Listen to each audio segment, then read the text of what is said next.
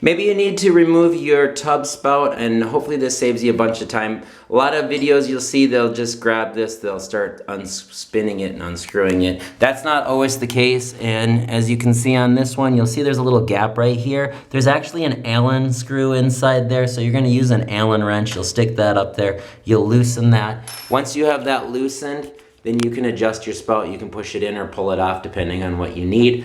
And always check for that first. It's gonna save you a bunch of time because some people will get in there and they'll start spinning this, and if that Allen screw's there, it's just supported by that Allen screw. So check there first. Hopefully this saves you a bunch of time and a lot of headache before you damage anything. And as always, thanks for watching. Please like and subscribe. Okay, come on, come on, come on.